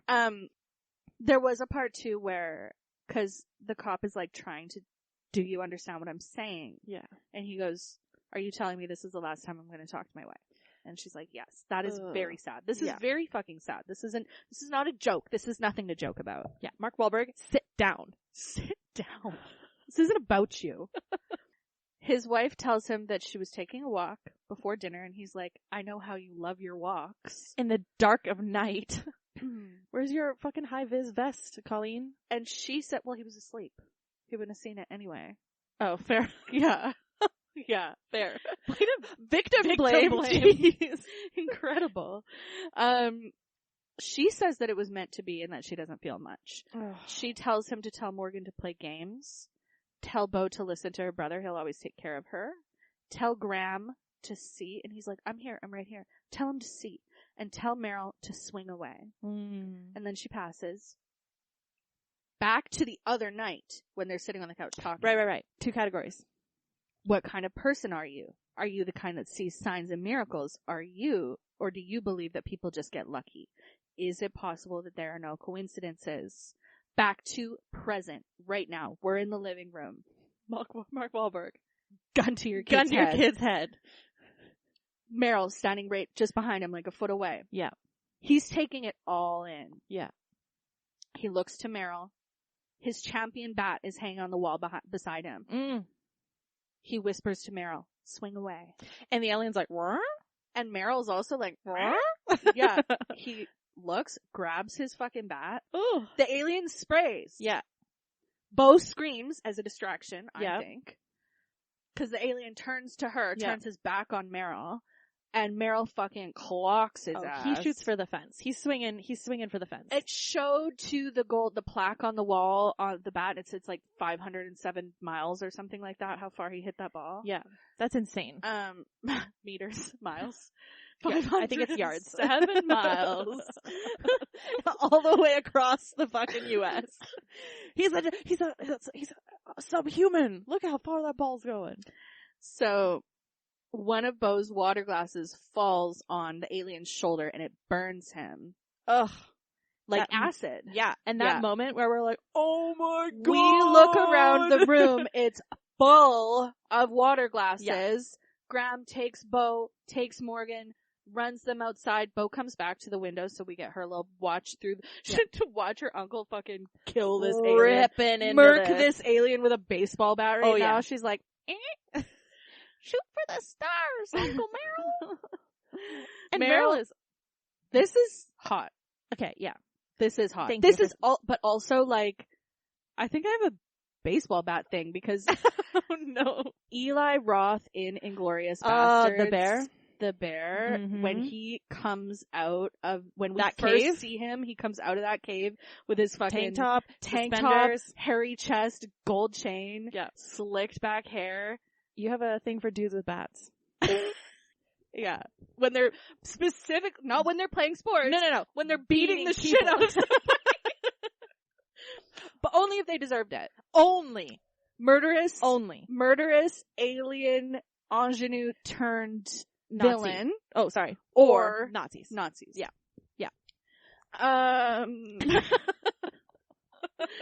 Meryl breaks this fucking bat in half. The reflection of the TV, we see the alien's chest stops breathing. Cause glasses have been, cause Meryl's whacking the glasses and the water is just, and the alien, a little half and half. Half and half. And the water and the glass is just like spraying everywhere onto the alien. Yeah. It's just like the best wrap up moment of a fucking movie ever. Every single thing. This is why the script was so long, because every single thing mattered. Was for this moment. Yeah. So outside, Graham gives Morgan his EpiPen. I think that's what it is. He's saying that his lungs were closed. That's why he had asthma. It couldn't get in. His lungs were closed. Meryl is crying. Bo is crying. I'm crying. Yep. Graham is not ready to give up. They're like, cause Meryl's like, Graham. He's gone. Cause he checks the pulse and he is not. Mm-hmm. Morgan is not and there. Graham's like, no, not. Don't Morgan wakes up. Dad? Yeah. And it's slow-mo, right? All of the they shots, all turn. Face shots. Oh my god. And he asks, did somebody save me? And he's like, yeah, somebody did. I think somebody did. Yeah, you did. The camera, you gave him his You literally did. Anyway, so the camera pans around. It's winter now. Snow is falling. The house is put back to rights. Time has passed. Let's for the record, it didn't start snowing in that moment. Yeah, it's winter time now. Yeah. So the camera pans around. It's winter time now. Time has passed. Graham is back in his priest kit. We can hear laughter in the house. Yep. The screen goes dark. Yep. The end. Oh, the His fastest faith- wrap up of a movie. His faith is restored. Yep. He just needed to take Marky Mark down. All he needed. All he needed. But holy moly, the tie up, every single little moving piece possible has all come to that moment. Yeah. And it's like, I don't remember the first time that I watched this. Yeah. But the way you feel, even though I know what it is in that scene when all the water and the bat, and you're just like, oh fuck yeah. In awe. All of it comes together. Yeah.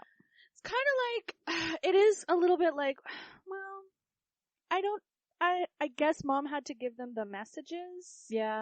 In that I don't know. There's still a little bit of like, it's a movie. I don't think it was meant to be that fucking M. Night hit her with his car.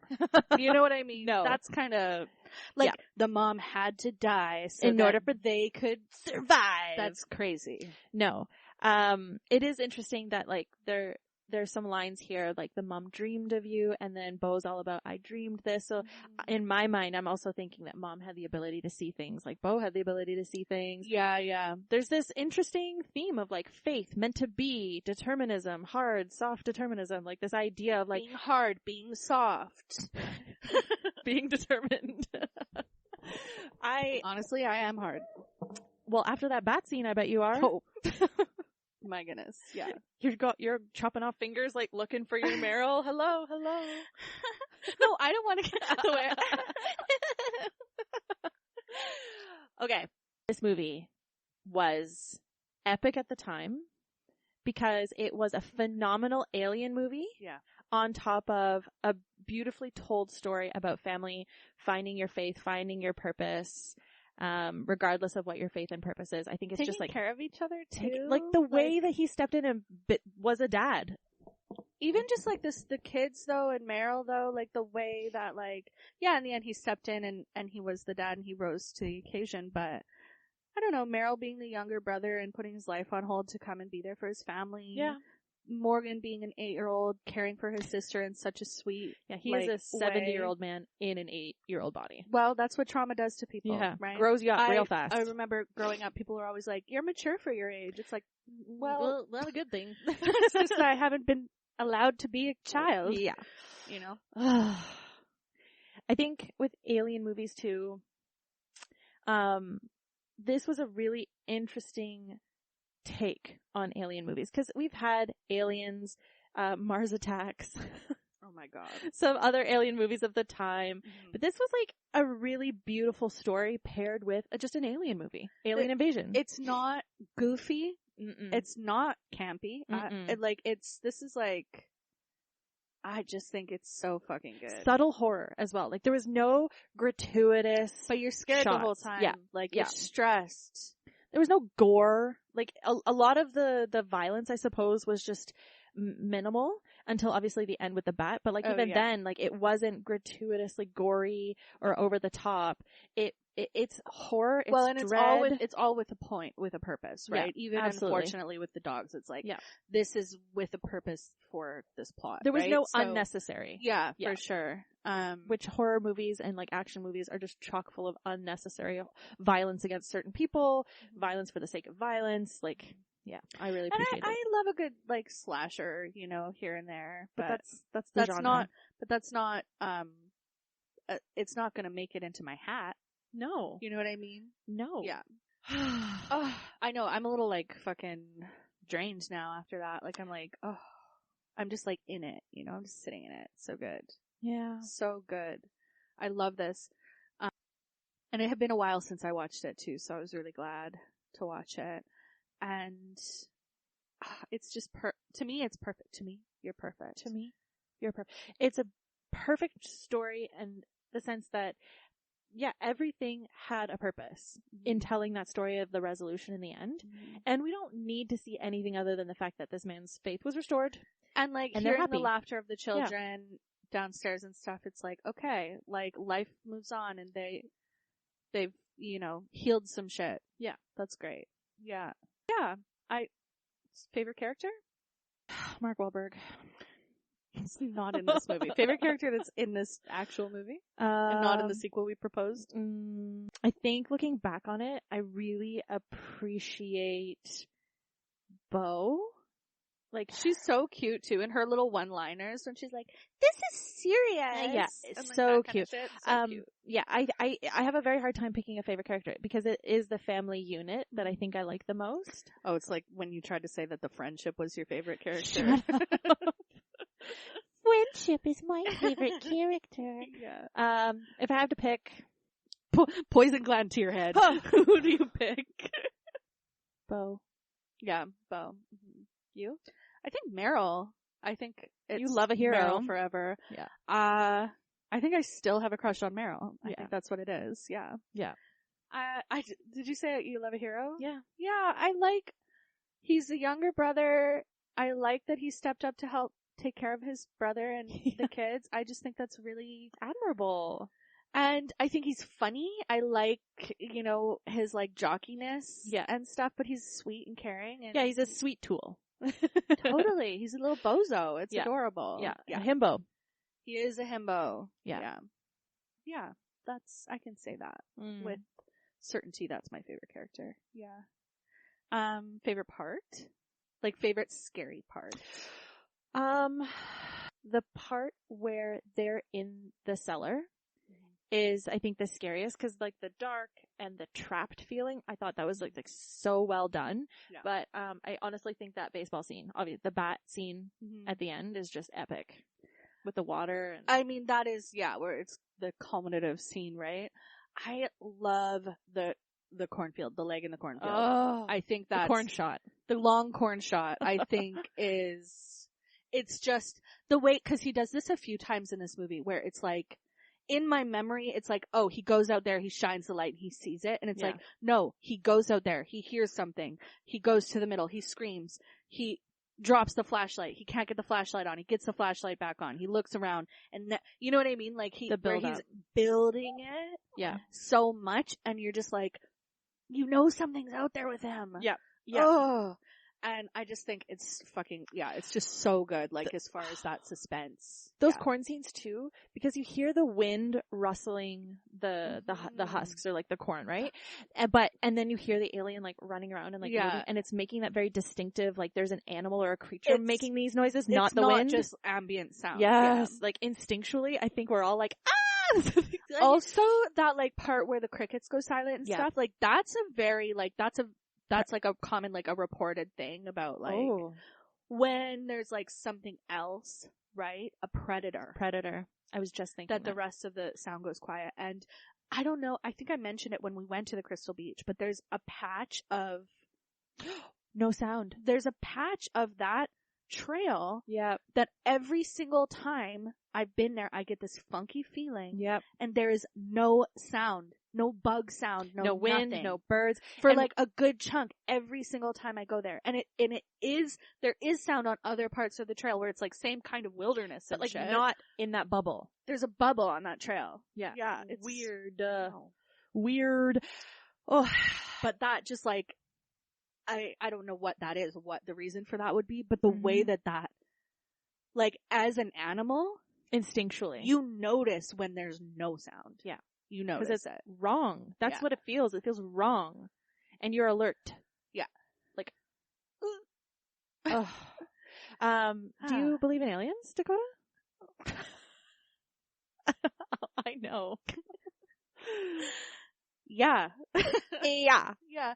I do. I don't know that they're that interested in us. Oh, they've been here and left. Yeah. I think they done been being here. Yeah. I'm really interested in, like, I love, like, John Keel, Mothman prophecies. Yes. And, like, the idea of, like, Men in Black. And, if you're interested in aliens, just look up John Keel and the idea of, like, the Eighth Tower and ultra-dimensional beings versus extra. See, that's where those pockets of no sound freak me the fuck out. Yeah, because that's a doorway. I'm more interested, rather than the idea of, like, flesh and blood in this dimension, ships booting and scooting around in the sky. I'm more interested in the idea of that there are multiple layers of reality existing on top of each other at all times, and at any given moment, the roof of your house could just come off, and you could be blinked out of here. Bloop. And we just don't know. I think that's so interesting, so exciting and scary. It's an idea that keeps me up at night. But it's like, I get excited, I get scared. So, if you're into that kind of thing, read John Keel, Eighth Tower, Mothman prophecies. There's just far too much weird shit in this world to there not be something funky going on, you know? That's why we're in the I don't know category, because like and anyone you ask, whether they're a believer or not, has some kind of story of something they can't explain. Okay. Whether they say it's a ghost, it's an alien, it's a Bigfoot, it's a what, or I don't know. Every single person has experienced something that they cannot explain. For real though. Yeah. And I'll share my story. Oh my gosh, I didn't know if you were going to do it. I'm going to share my story. Holy shit. Okay. So I grew up in Ontario, by Lake Ontario. And we moved into my grandparents' property. When they passed away, we took it over, and it was right on Lake Ontario. And our neighbors, who also lived there, Jesus, Courtney, you're killing it. You're killing it. Even if I can't see it, I'll entertain it. But until that point, I was like, yeah, aliens are real, tee-hee-hee, but I didn't, like, believe. Sure. Until I fucking saw a ship. So, I was driving home along Lake Ontario, and apparently, my neighbors have also seen something similar. Like, word for word, described what I described. And we did not talk about it until that one moment. Blank, big sky. There was, out of nowhere, this inverted triangle, like, metallic thing. And it was huge. It was not a plane, because it was massive. And it was reflective. So it was kind of like somewhat see-through. And there were these 3 discs in this upside down triangle. And they were spinning. And I was driving. And I luckily didn't have to look away and, like, be unsafe. It was right in front of me as I was driving on the highway. And I like blinked and I looked at it and I didn't blink again. It disappeared in front of my fucking eyes. There was no jet stream. There was nothing. It was huge. It was there and then it was gone. Like it was hanging and then hovering. It was gone? Hovering.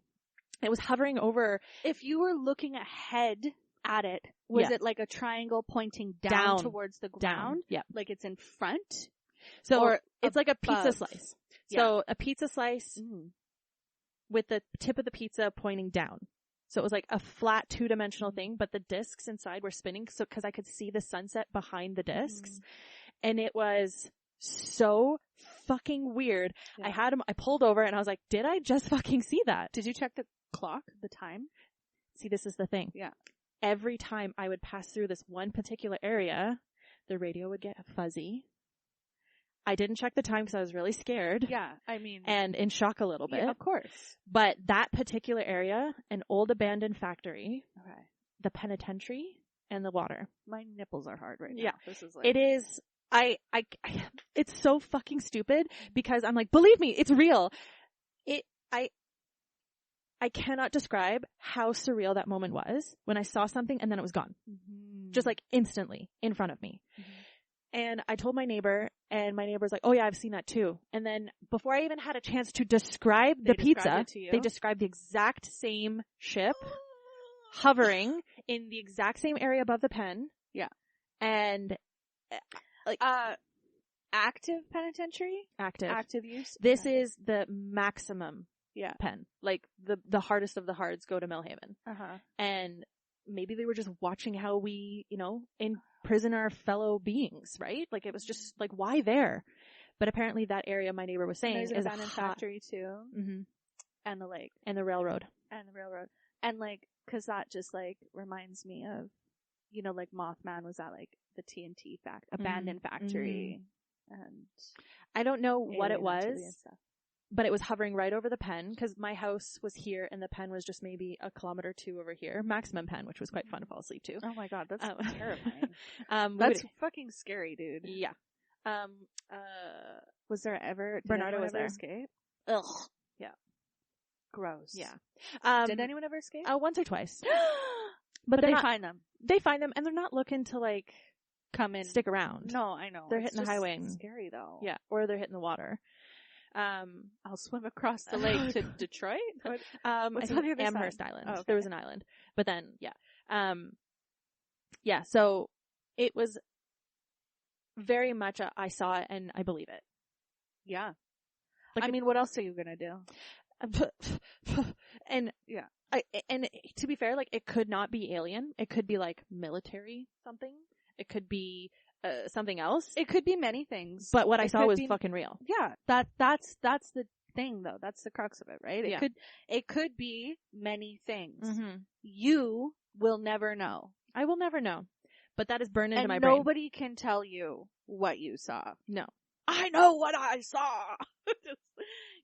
That's crazy. That's incredible. Thank you so much for sharing. And cause you told me this story before. Yeah.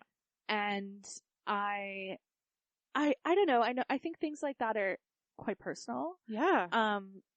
And I am just filled with joy and glee that you shared it on the pod because that is like so wild. I've never experienced anything like that. Yeah. And if I had a hallucination at that moment, I'm glad I got then what was that about? What was that about? Right? Either? Like that's crazy. No, I believe you. You definitely saw something. And I haven't seen anything since. Yeah.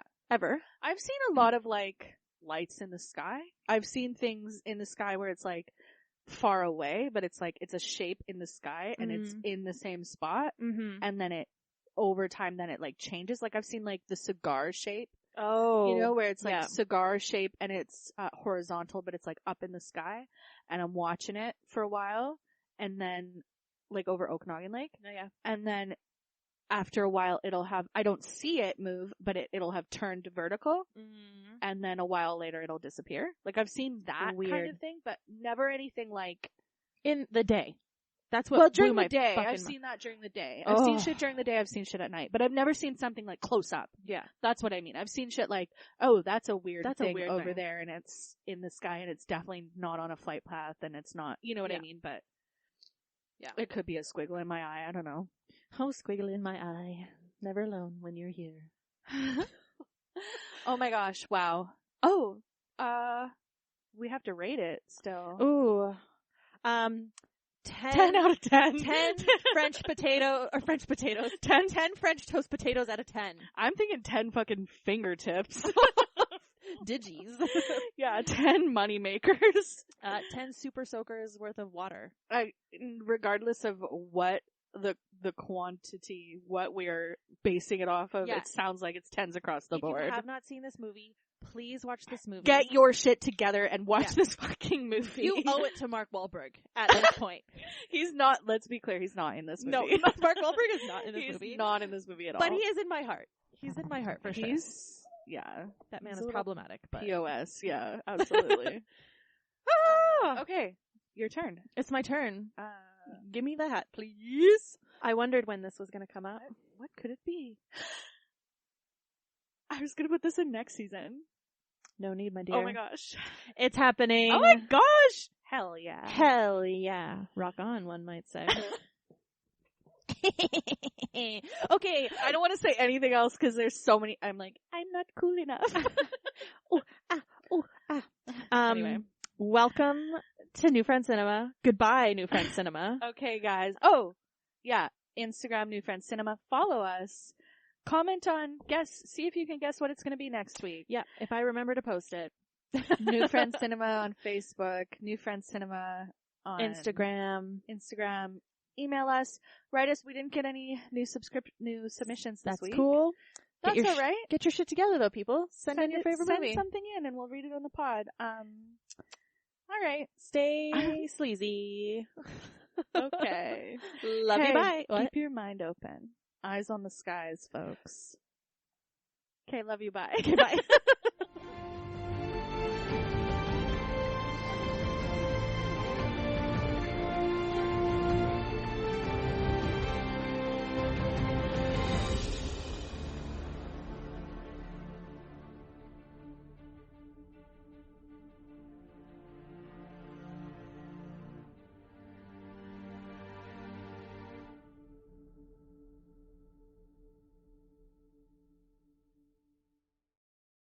Rob was talking to me the other day and he was like, your birthday present's on the way. And I was like, oh wow. And I wasn't trying to compare, but I was like, last weekend I was with Courtney and she said that my birthday present's already at her house. And he was like, well, why don't you marry Courtney then? And I was like, literally I would if I could. Like, and then he was would have such a healthy marriage. He was like, well, next time. So after this one's over, I'm surprised I'm not even, I am in the marriage with you and Prob. I just come, I eat, I enjoy, you feed me. Actually more like a child, now that I think about it. Yeah. But I thought that was very sassy, very funny. Why don't you marry Courtney then? I'm like, don't fucking tempt me. Like, I'm already out the door, sir. You think I haven't thought about it? I ain't getting married. You can't force me.